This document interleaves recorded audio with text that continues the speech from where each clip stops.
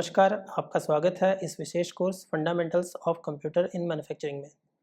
पाठ्यक्रम समन्वयक doctor Ramakrishna Rathod, dean R&D, associate professor, Rungta college of engineering and technology, CSVTU Bhilai. Professor Samarth P Saxena, assistant professor UTD, CSVTU Bhilai. NCVR का step turning कार्यों के लिए camp by Akash Kumar Urkude, GET mechanical, MSME TC Durg. इस presentation में हम NCVR के माध्यम से स्टेप टर्निंग कार्यों के लिए CAM means computer aided manufacturing का उपयोग सीखेंगे। कैम की भूमिका और इसके महत्व पर चर्चा करेंगे, विशेष रूप से स्टेप टर्निंग के लिए। आज का जो हमारा ऑब्जेक्टिव रहेगा, सीखने का उद्देश्य वो ये रहेगा कि एक CNC मशीन में किस तरीके से उसके एक्सेस होते हैं। एक एक्स एक्सिस होता है, जेड एक्सिस। जैसे कि आप जानते हैं CNC मशीन 2 एक्सिस मशीन है, जहाँ पे एक्स और जेड ये 2 एक्सिस वर्क करते हैं। तो यहाँ पे इस एक्सिस का क्या महत्व है, उसकी कैसी कार्य प्रणाली होगी, इसको हम देखेंगे।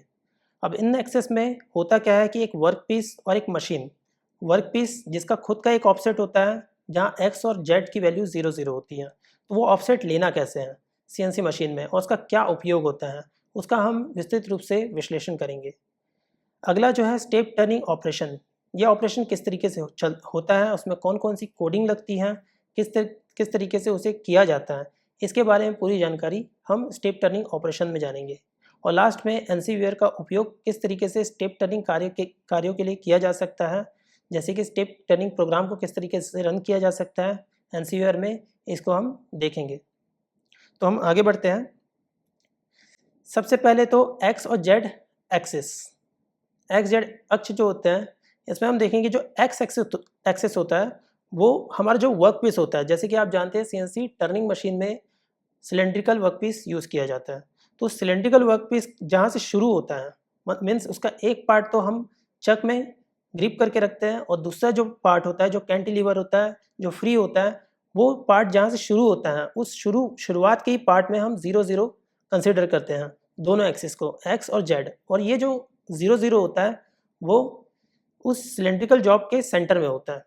वो जो सेंटर होता है वहाँ से ही एक्स और जेड एक्सिस लिए जाते हैं। अब एक्स और जेड एक्सिस कौन कौन से होंगे, तो आप देख सकते हैं पिक्चर में, जो सेंटर पिक्चर दिखाई दे रही है, एक्स और जेड एक्सिस दिखा रहे हैं, और सामने से टूल दिख रहा है, एक ड्रिल टूल है और एक सिलेंड्रिकल जॉब है। तो वहाँ देख सकते हैं कि जो जेड है वो Z axis along the tool है, means along the length of work piece अगर देखेंगे तो वो जेड एक्सिस है, और जो एक्स एक्सिस है वो उसके परपेंडिकुलर है। तो यहाँ पे जो एक्स एक्सिस होगा वो एक तरह से हम लोग वर्टिकली देख सकते हैं, और जेड एक्सिस जो है अकॉर्डिंग टू हमारे लेंथ के अकॉर्डिंग देख सकते हैं जेड एक्सिस को। तो ये दोनों एक्सिस जो होते हैं CNC मशीन के एक्सिस होते हैं CNC टर्निंग मशीन के लिए, और इसलिए CNC टर्निंग मशीन को 2 एक्सिस मशीन भी कहा जाता है। एक्स और जेड एक्सिस का जो महत्व है, दोनों अक्षों को सही सेटअप और गतिविधि CNC टर्निंग में कैसे महत्वपूर्ण होती है, इसके बारे में बताया जाएगा। तो ये दोनों को हम सेटअप करेंगे तभी हम सारे कोऑर्डिनेट पॉइंट्स दे सकते हैं। अगर हमें एक्स में कोई मूवमेंट करना है या फिर जेड में कोई मूवमेंट करना है, तो हम इन एक्स और जेड के कोऑर्डिनेट पॉइंट को दिए बगैर इन मूवमेंट को हम नहीं कर सकते। तो ये सारी चीज़ों को हमें ख्याल रखना होगा। आगे बढ़ते हैं। एक्स जेड एक्सिस का महत्व, इम्पोर्टेंस क्या है इन एक्सिस के। तो देखिए, एक्स जेड एक्सिस के सही सेटअप के द्वारा सटीकता और टूल पाथ का नियंत्रण किया जा सकता है।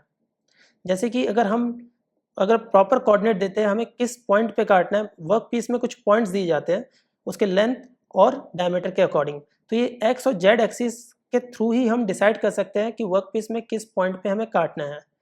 इंटरप्लेटिंग मीन्स मशीनिंग के दौरान एक्स जेड एक्सिस का हम इंटरप्लेटिंग कैसे होगा, तो ये ऐसे होगा कि हम उसके कुछ कोऑर्डिनेट्स देंगे, उस कोऑर्डिनेट्स पे जाके हमारा टूल जो है कटिंग ऑपरेशन परफॉर्म करेगा। अब इसकी भूमिका क्या है, टर्निंग ऑपरेशन के विभिन्न चरणों में एक्स जेड एक्सिस की जो भूमिका होती है वो ये होती है कि हम कोऑर्डिनेट पॉइंट सेट कर सकते हैं। इसके थ्रू हम लोग काटने की दिशा, सही दिशा उसकी निर्धारित कर सकते हैं इन एक्सिस के थ्रू। आगे बढ़ते हैं। ऑफसेट का परिचय।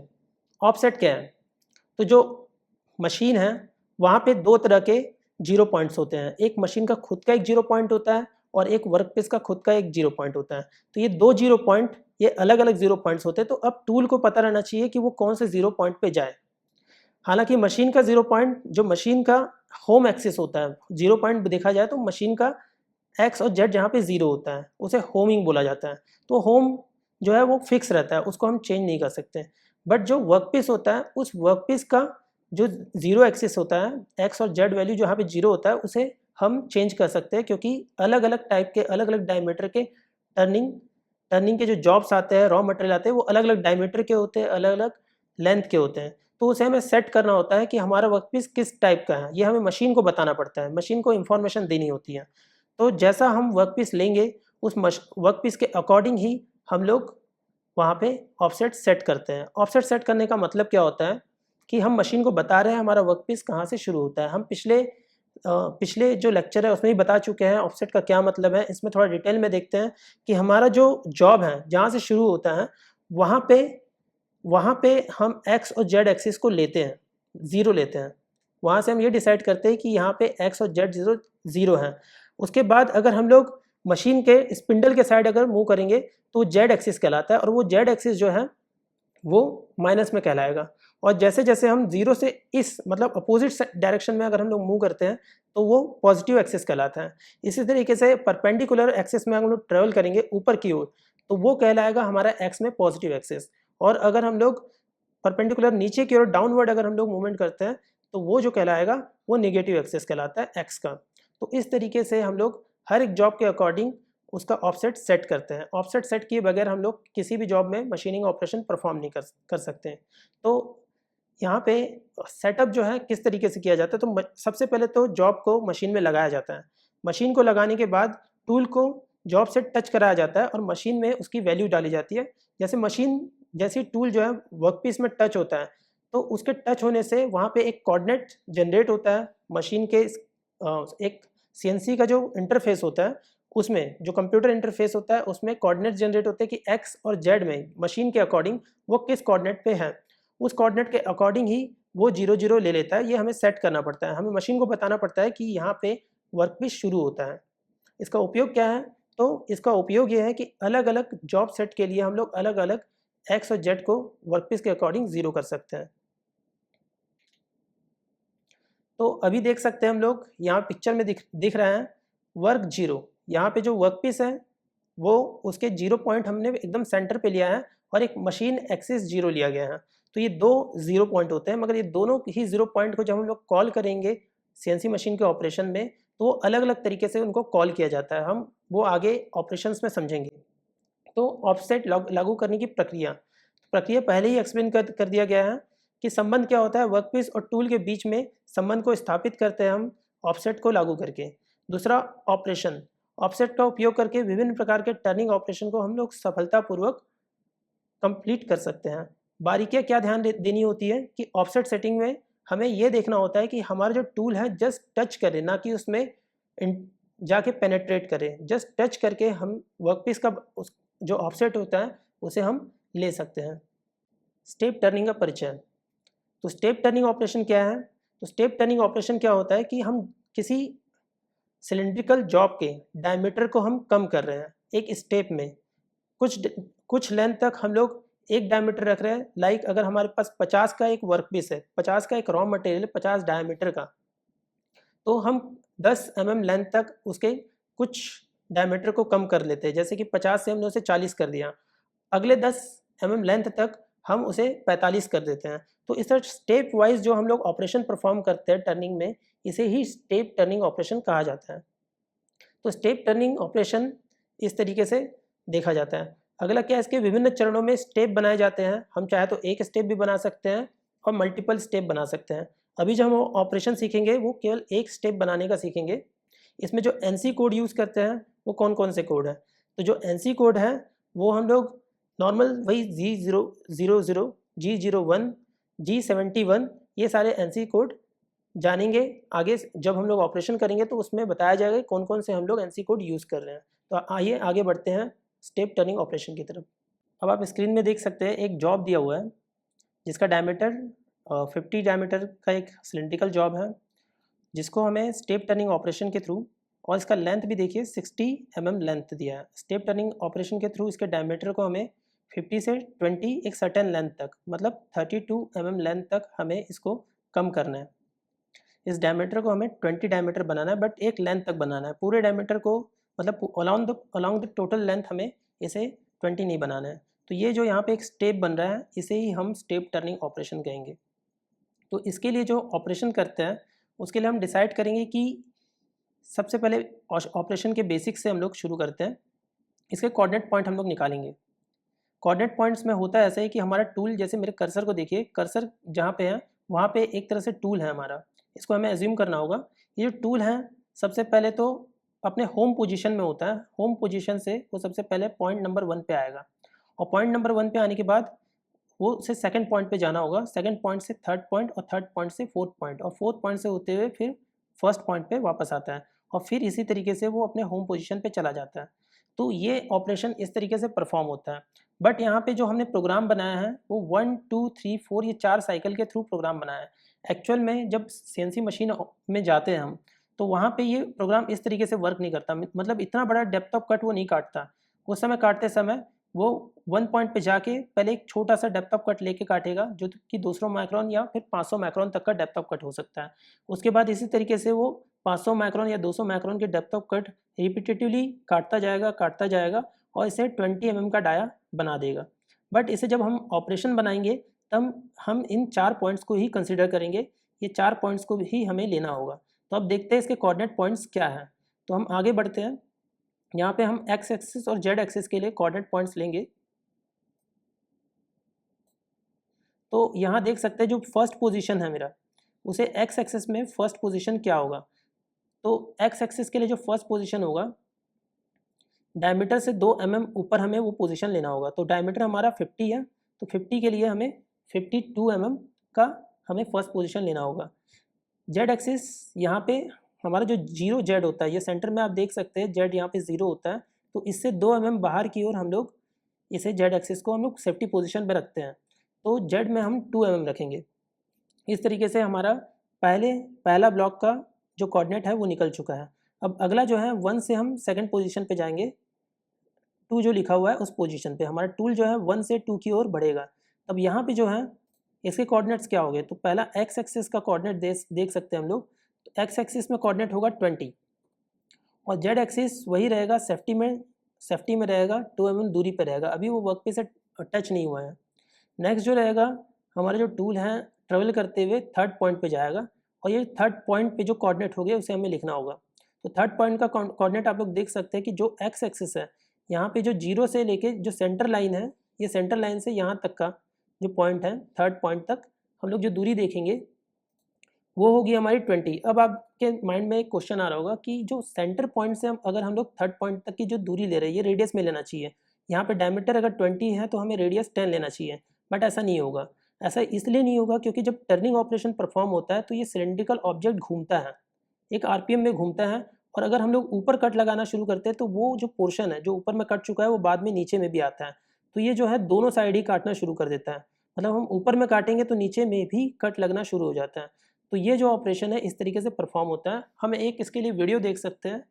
यहाँ पे मैं एक वीडियो आपके लिए रन कर रहा हूँ, इसे आप देख लीजिए। देख सकते हैं turning operation, step turning operation जो हो रहा है, यहाँ पे ऊपर से डायमीटर कम करते हुए जा रहा है ये टूल। ये सिलेंड्रिकल ऑब्जेक्ट है।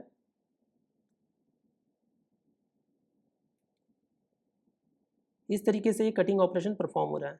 तो यही ऑपरेशन के लिए हमें प्रोग्राम लिखना है। तो देख सकते हैं यहाँ जो स्टेप टर्निंग होता है ये ऊपर में भी कटता है और नीचे में भी कटता है, जिसकी वजह से इसके डायमीटर, अगर हम लोग रेडियस को नहीं ले सकते उसे डायमीटर ही लेना पड़ेगा, कंसिडर करना पड़ेगा। जो थर्ड पॉइंट होगा हमारा जो डायमीटर है वहाँ पे 20x में कंसिडर करेंगे, और जेड में जो है, अब देखिए हम जेड में कितना अंदर आ चुके हैं 32 mm, बट ये हम माइनस डायरेक्शन में आए हैं। तो माइनस डायरेक्शन में हम लोग आएंगे 32 mm, तो यहाँ पे -32 हमें लिखना होगा, -32। नेक्स्ट जो है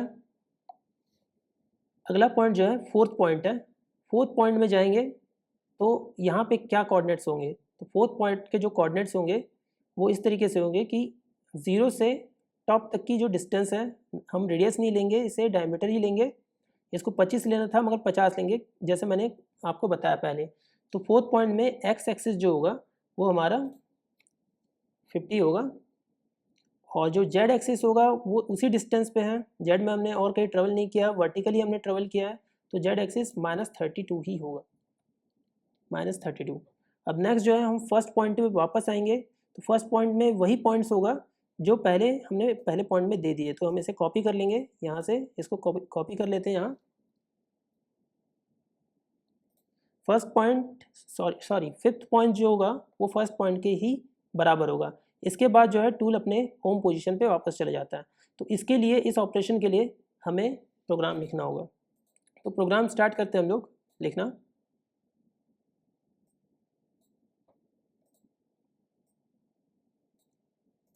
तो सबसे पहले जब प्रोग्राम लिखते हैं तो हमें प्रोग्राम नंबर देना होता है, प्रोग्राम नंबर O0001। हम कोई भी प्रोग्राम नंबर दे सकते हैं। इसके बाद जो है हम लोग यहाँ पे एंड ऑफ ब्लॉक लगाएंगे, एंड ऑफ ब्लॉक का साइन, तो इसे कहते हैं program number, program number. Next में जाएंगे तो अब हमें बताना होता है कि टूल जो है उसे हम कैंसिल कर रहे हैं। जैसा मैंने पिछले ही लेक्चर में बताया था कि हमें टूल को कैंसिल करना होता है। तो T0000 यहाँ पे जो T है, T00 बता रहा है कि जो भी टूल है वो कैंसिल हो चुका है, जो पहले उसका कोई नंबर नहीं है, T00। और नेक्स्ट 00 बता रहा है कि टूल का जो पहले का ऑफसेट है वो भी कैंसिल हो चुका है। तो यहाँ पे T000 लिख के हम यहाँ पे एंड ऑफ ब्लॉक लगा देते हैं। नेक्स्ट जो है इसमें लिखेंगे, अब इसका मीनिंग क्या होगा, तो यहाँ पे tool cancel and offset cancel.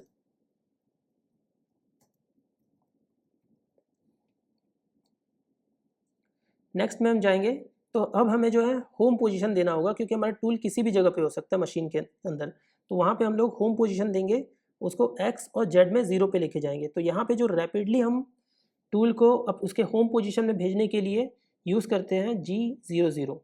ये G00 रैपिड पोजीशनिंग कहलाता है, कि हमारा जो टूल है जिस पोजीशन में है उस पोजीशन से वो अपने होम पोजीशन पे चले जाए। तो होम पोजीशन के कोऑर्डिनेट देने होंगे, तो होम पोजीशन का कोऑर्डिनेट, सॉरी यहाँ पे एक गलती हो गई है, G00 नहीं होगा, G28 होगा, क्योंकि हम होम पोजीशनिंग का यूज़ कर रहे हैं। तो G00 जो होता है वो रैपिड पोजीशनिंग के लिए होता है, और G28 होता है वो होम पोजीशनिंग के लिए होता है। तो G28 यहाँ पे हम सबसे पहले तो टूल को एक्स एक्सिस में भेजेंगे, x0.0 and the block insert. Next Z position में हम उसे 0 पॉइंट पे भेजेंगे, G28 Z 0.0 and the block insert. Next अब टूल हमारा उसके होम पोजीशन पे जा चुका है, मतलब अपने घर जा चुका है। अब वहाँ पे जाके होता क्या है कि वहाँ अपने टूल का सिलेक्शन कर सकता है। होम पोजीशनिंग में ही टरेट पोजीशन होता है, जहाँ पे टूल चेंज होते हैं, क्योंकि किसी भी पोजीशन में हम टूल को अगर चेंज करेंगे तो एक्सीडेंट होने की संभावना होती है, जिसकी वजह से जो टूल चेंज होते हैं वो होम पोजीशनिंग में ही किए जाते हैं। तो यहाँ पे अब हम होम पोजीशनिंग में टूल को चेंज करेंगे। तो यहाँ पे जो टूल ले रहे हैं हम T01, मतलब जो ऑपरेशन हमें परफॉर्म करना है उसके अकॉर्डिंग हम टूल को कॉल करते हैं। यहाँ पे हमें स्टेप टर्निंग ऑपरेशन परफॉर्म करना है, तो स्टेप टर्निंग ऑपरेशन के लिए हमें रफिंग टूल को कॉल करना होता है। अगर आपका टूल 8वीं पोजीशन पे है तो हमें T08 को कॉल करना पड़ेगा। अगर हमारा टूल 5th पोजीशन में है तो T05 इस तरीके से कॉल करेंगे। तो ये टूल कॉलिंग है कि कौन सा टूल हमें सेलेक्ट करना है, और जिस तरीके से जिस नंबर पर हमने टूल लिख रखा है उसी नंबर पर हमें ऑफसेट भी देना होता है। तो ऑफसेट जो है 5th नंबर पे दे के रखेंगे, अगर टूल हमने 5th नंबर का कॉल किया है। तो यहाँ पे एंड ऑफ ब्लॉक लगा के इस तरीके से एंड कर देंगे इस ब्लॉक को। तो ये जो कहलाएगा tool calling offset calling.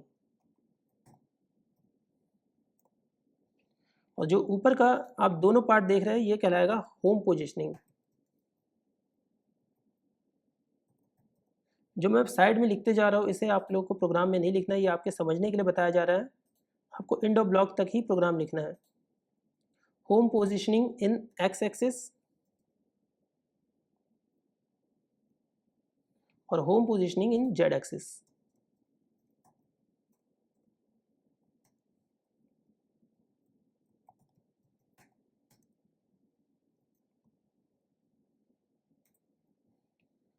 Okay, next हम लोग जाएंगे, अब हमें क्या करना है कि टूल को हमने कॉल तो कर दिया है, पर जो हमारा जॉब लगा हुआ है, वर्क पीस हमारे जो चक में लगा हुआ है, उसको हमें आरपीएम देना होता है, मीन्स उसको घुमाना होता है।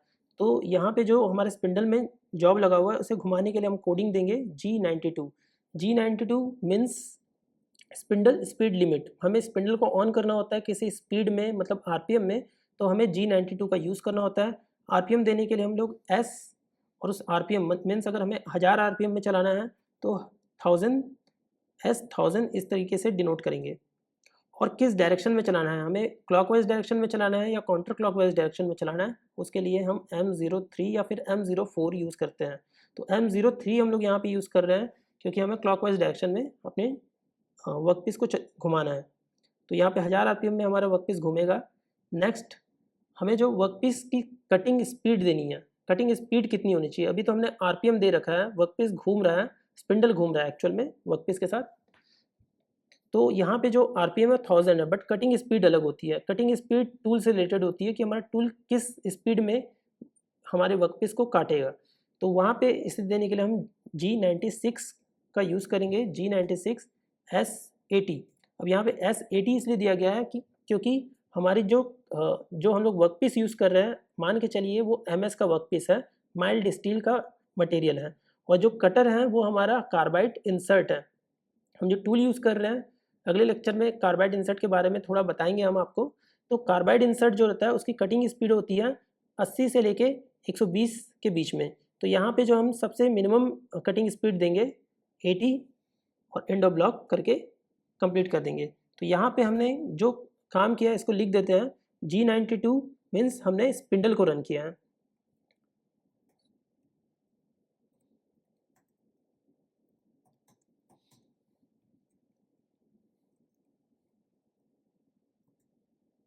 Spindle run in 1000 RPM.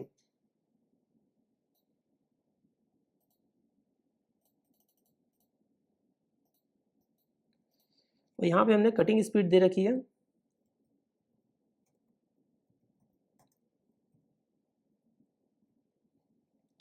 Next हम जाते हैं सेफ्टी पोजीशनिंग में। अब जो हमारा स्पिंडल है वो घूम रहा है, वर्कपीस उसमें घूम रहा है, और वहाँ पे हमारा टूल चेंज हो चुका है। मतलब दो अलग अलग कहानियों को हमने यहाँ पे एक्सप्लेन किया है। एक साइड जो है हमारा वर्कपीस जो है चक में लगा हुआ है वो घूम रहा है, और एक साइड जो है हमारा कटर जो है वो हमने सिलेक्ट कर लिया है T05 T05, ये देख सकते हैं आप लोग। तो अब जो है कटर को हमें लेके आना है वर्कपीस के पास। तो मान के चलिए मेरा कर्सर है, कर्सर की जगह पे हमारा वर्कपीस मीन्स हमारा जो कटर है वो होम पोजीशनिंग में है। अब वो कटर वहाँ से लेके नंबर 1 पोजीशन तक आएगा। नंबर 1 पोजीशन तक आने के लिए वो नंबर 1 पोजीशन के हमें कोऑर्डिनेट देने होंगे। तो एक एक करके हम कोऑर्डिनेट देते जाएंगे। यहाँ पे G00 का यूज़ कर रहा है रैपिड पोजीशनिंग, मतलब तेज़ी से हमारा कटर वर्कपीस की तरफ बढ़ेगा, क्योंकि यहाँ पे कोई कटिंग ऑपरेशन परफॉर्म नहीं हो रहा है, तो हमारा कटर तेज़ी से वर्कपीस की तरफ बढ़ सकता है। तो रैपिड पोजीशनिंग देंगे यहाँ पे Z2.0, मतलब जो हमारा पहला पोजीशन था, जो आप पहले भी देख सकते हैं, इसमें कोऑर्डिनेट पॉइंट देख सकते हैं। हमारा फर्स्ट पोजीशन जो था Z में 2 था, तो हम लोग सबसे पहले Z में आएंगे। फिर नेक्स्ट जो है G00 X52.0 and of block insert. तो एंड ऑफ ब्लॉक लगाना हमें भूलना नहीं है। एंड ऑफ ब्लॉक ये इंपॉर्टेंट होता है ब्लॉक को एंड करने के लिए। अगर ये साइन हमने अगर नहीं दिया तो वो ब्लॉक वहाँ पे एंड नहीं होता, आपका उसके आगे लिखाना शुरू हो जाएगा। तो यहाँ एंड ऑफ ब्लॉक जब देते हैं आप लोग, तो सीएनसी मशीन समझ जाती है कि लाइन यहाँ पे ख़त्म हो गई, फिर नेक्स्ट लाइन से उसे रीड करना शुरू करती है। तो यहाँ पे जो Z2.0 और X52.0 दिया है हमने, वो यहाँ से दिया है। आप एक नंबर पोजीशन में आपने जो कोऑर्डिनेट दिए थे वो 2 और 52 यहाँ से देख सकते हैं। नेक्स्ट जो है, नेक्स्ट अब बारी आती है कि हमारा टूल जो है वर्कपीस के पास आ चुका है। वर्कपीस के पास तो आ चुका है, बट अब कटिंग ऑपरेशन परफॉर्म करने वाला है। इससे पहले हम कूलेंट को ऑन करेंगे। तो कूलेंट हम ऑन करते हैं M07 या फिर M08 का हम लोग यूज़ करेंगे, और देन एंड ऑफ ब्लॉक। यहाँ पे हम देख सकते हैं Z2.0 जो था वो सेफ पोजिशनिंग था, सेफ पॉइंट, सेफ पॉइंट पे पोजीशन ले लिया है जेड में, जेड एक्सिस में।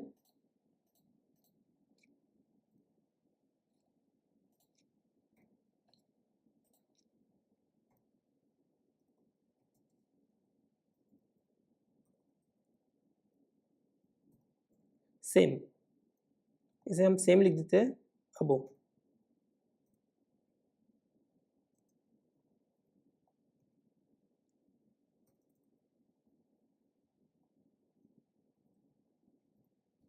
सेम अबो मीन्स किसके लिए, एक्स एक्सिस के लिए।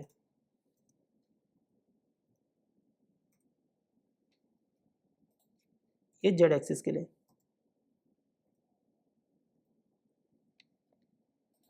M07 जो कि कूलेंट के लिए हमने यूज़ किया है, कूलेंट ऑन।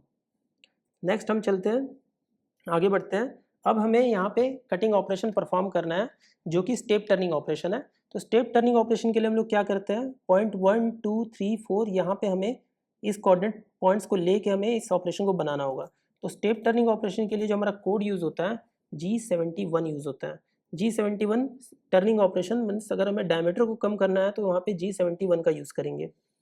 अब जो है ये जो कटिंग ऑपरेशन परफॉर्म होता है वो एक बार में इतना सारा नहीं काटता, मतलब 50 से आपने 20 कर देना है तो उसके लिए एक साथ 30 mm नहीं उड़ाएगा, उसको हम लोग एक एक बार में काटते हुए लेके जाएंगे। मीन्स एक एक स्टेप में हम काटते हैं 0.2 के स्मॉल डेप्थ ऑफ कट में। तो स्मॉल डेप्थ ऑफ कट हमें यहाँ पे देना होगा U0.2। U0.2 हमने किस लिए दिया, क्योंकि ये जो U है वो रिप्रेजेंट करता है डायरेक्शन को, एक्स एक्सिस के डायरेक्शन को रिप्रेजेंट करता है। तो जो एक्स एक्सिस में अगर हमें डेप्थ ऑफ कट देना है तो हम U लिखेंगे U0.2। 0.2 मीन्स 200 माइक्रोन का डेप्थ ऑफ कट हम लोग दे रहे हैं। तो यहाँ पे जो टूल आएगा वो 200 माइक्रोन का टूल डेप्थ ऑफ कट देगा और फिर आगे की ओर काटेगा और फिर रिट्रैक्ट ले लेगा। तो रिट्रैक्ट के लिए वो कितना रिट्रैक्ट ले रहा है उसके लिए हम रिट्रैक्ट पॉइंट देना पड़ेगा R0.1, मतलब 100 RPM का वो रिट्रैक्ट ले रहा है। कौन ले रहा है, टूल। यहाँ पे एंड ऑफ ब्लॉक लगाएंगे, एंटर। नेक्स्ट है G71। फिर से हम G71 यूज़ करते हैं क्योंकि हमारा अभी टर्निंग ऑपरेशन कंटिन्यू है। तो टर्निंग ऑपरेशन में G71 यूज़ करके नेक्स्ट लिखेंगे P10 और Q20। अभी इसका मतलब हम बताने वाले हैं P10 और Q20, मगर इससे पहले आगे बढ़ते हैं। F मतलब फीड।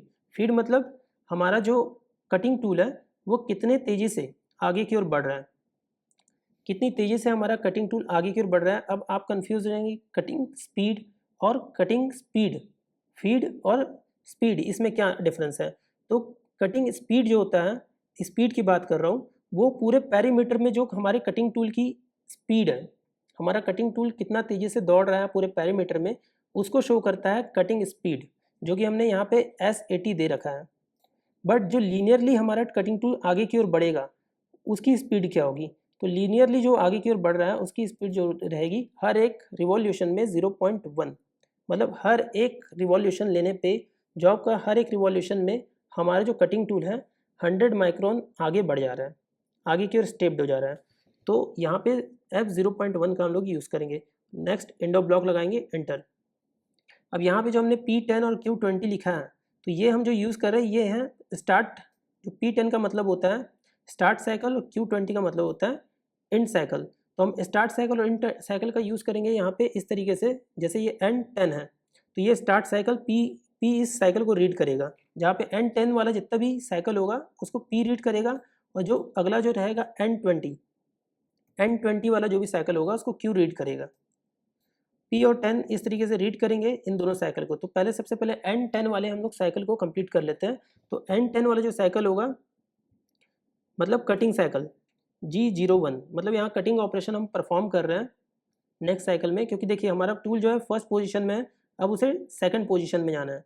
तो सेकंड पोजीशन में जा रहा है तो मतलब कटिंग ऑपरेशन परफॉर्म करते हुए वो सेकंड पोजीशन पे जा रहा है। तो सेकंड कोऑर्डिनेट हम लोग देंगे 20 और 2, यहाँ पे सेकंड कोऑर्डिनेट है। तो जो x जो है यहाँ पे हम लोग लिखेंगे x 20.0 और जो z है उसको लिखेंगे 2.0। अब ये आया कहाँ से, तो ये हमारे जो बॉक्स हमने बना के रखा है, कोऑर्डिनेट पॉइंट लिख के रखे हैं 20 और 2, ये यहाँ से आया है। यहाँ पे लिखेंगे एंड ऑफ ब्लॉक। नेक्स्ट जो है फिर से आगे की ओर बढ़ रहे हैं G01, मतलब हम लोग कटिंग ऑपरेशन को कंटिन्यू कर रहे हैं। अब सेकंड पॉइंट से वो थर्ड पॉइंट तक हमारा कटिंग टूल जाएगा। तो सेकंड पॉइंट से थर्ड पॉइंट तक जब कटिंग टूल जा रहा है तो वहाँ पे जो हमें थर्ड पॉइंट के कोऑर्डिनेट्स को लेने पड़ेंगे, जो इस तरीके से हो गए G01 x 20 and z 20.0 and z -32.0। And of block, insert. इस तरीके से हमने थर्ड पॉइंट तक पहुंच गए। इसके बाद हम फोर्थ पॉइंट तक जाएंगे।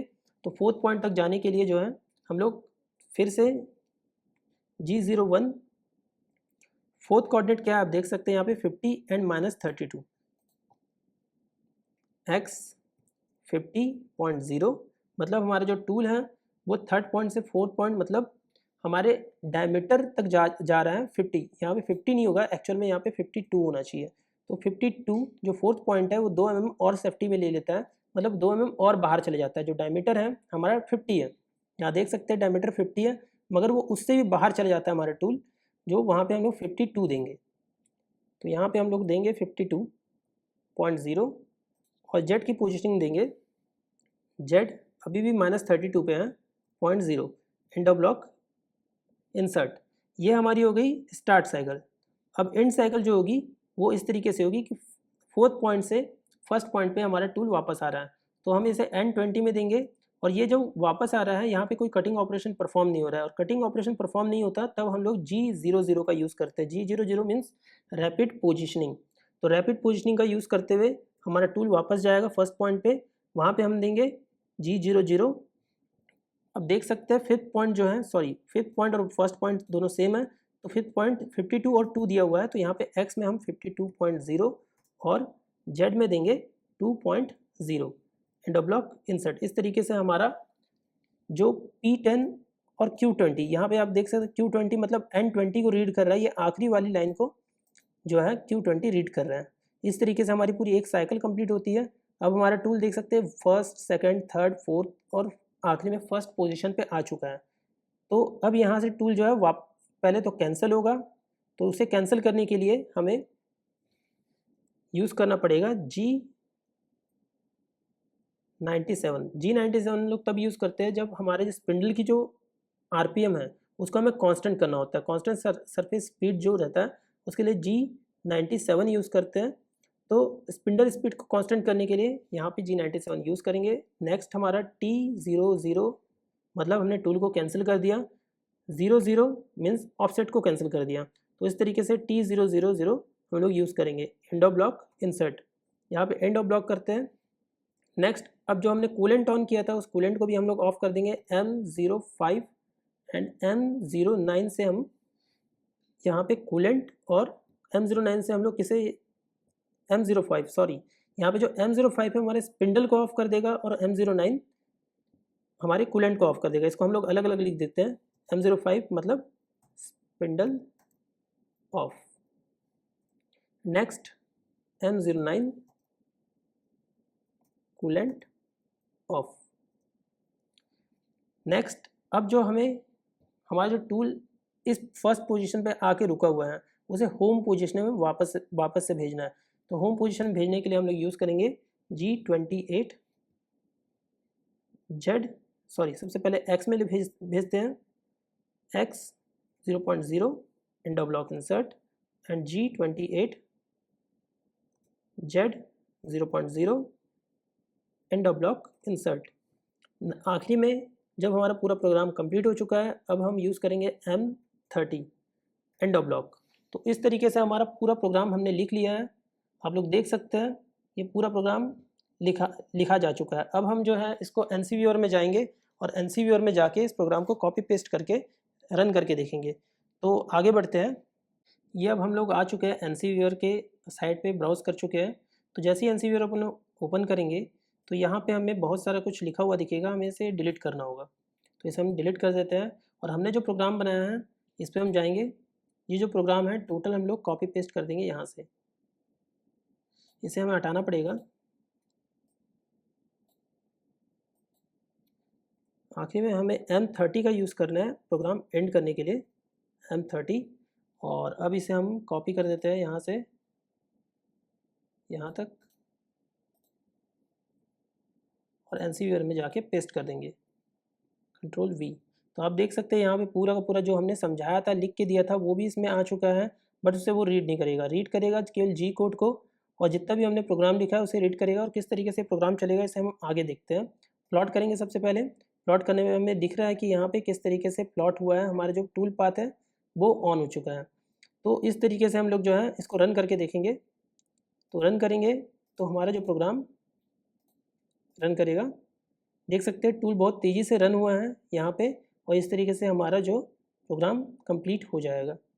तो इस तरीके से हम लोग एनसी व्यूअर का हम लोग यूज़ कर सकते हैं हमारा प्रोग्राम चेक करने के लिए कि प्रोग्राम प्रॉपर्ली चल रहा है या नहीं चल रहा है।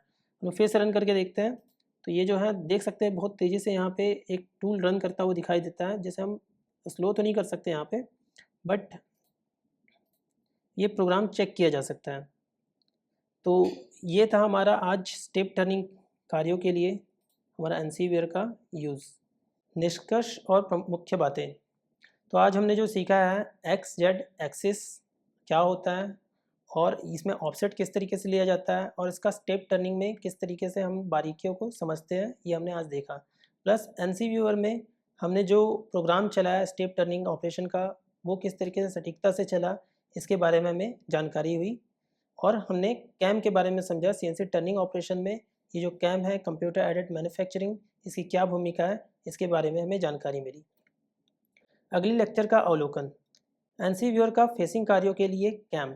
अगले लेक्चर में हम एनसी व्यूअर का उपयोग करके फेसिंग कार्यों के लिए कैम की प्रक्रिया को समझेंगे। फेसिंग ऑपरेशन के लिए आवश्यक एनसी कोड्स और उसके उपयोग पर चर्चा करेंगे। फेसिंग के दौरान होने वाली चुनौतियों और उसके समाधान पर भी ध्यान देंगे। इसी के साथ ये लेक्चर समाप्त करते हैं। धन्यवाद। Stay learning.